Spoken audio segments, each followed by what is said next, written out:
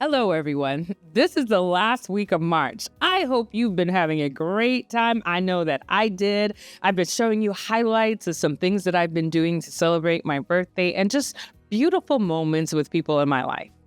But let's have a conversation. When you walk into certain rooms, do you enter as yourself or as the version of yourself you think will be most accepted? Not the loud version, not the defensive version, not the silent version, the edited version, the softened version, the agreeable version, the less intense version, the do not rock the boat version. Some of you don't struggle with silence. You struggle with performance. And performance is exhausting. Trust. It doesn't look dramatic. It looks polished. It looks appropriate. It looks cooperative. But internally, you're calculating. Is this too much? Should I say that? Will they think I'm arrogant? Should I shrink this part of me? That internal editing drains your nervous system. Because here's the emotional intelligence truth. When you consistently suppress parts of yourself to fit, your body registers rejection, even if nobody rejected you.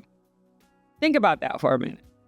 If it feels like rejection because you're the only one doing it, and over time, that creates a subtle kind of resentment, not towards others, actually towards yourself. Now, let me speak from where I'm at. Turning 50 has shifted something in me. Child. And I don't say that dramatically. I say it soberly. There comes a point in the life where you realize you don't have the energy to keep auditing yourself. I am grateful, deeply grateful for the love, the beautiful birthday gifts, the wish list surprises, the supportive women who have listened and grown alongside me. But here's what I know now. Gratitude does not require self-erasure.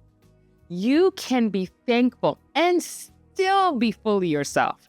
You can be kind and still be clear. You can be spiritual and still be strong. Some of you are still trying to be palatable, and it's costing you. Here's the teaching moment.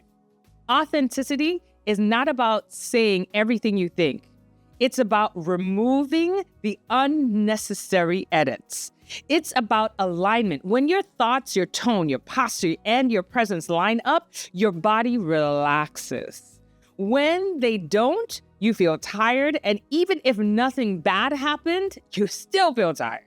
So this week, we're not becoming louder, we're becoming truer. Here's the behavior practice. Identify one environment, just one environment where you soften yourself.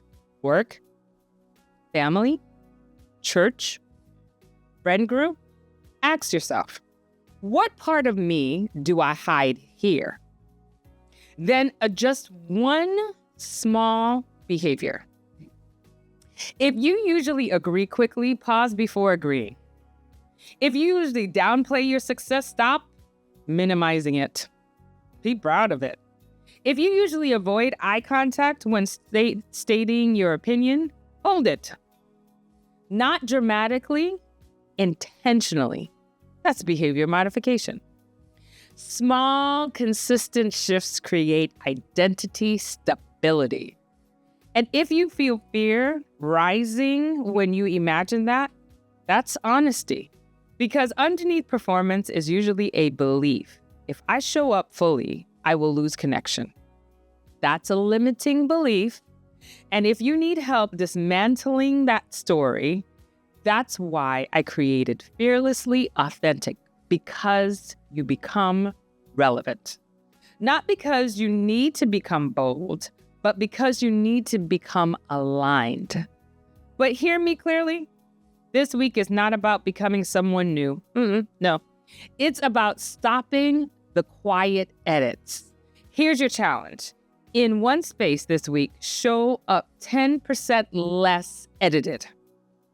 Say what you mean kindly. Stand the way you feel grounded. Do not shrink your joy. Do not shrink your conviction. And when discomfort shows up, breathe. Let your nervous system learn this truth. I can be fully myself and still belong. March was about voice, not volume, not drama, voice. And voice, when aligned, feels like peace. See you later.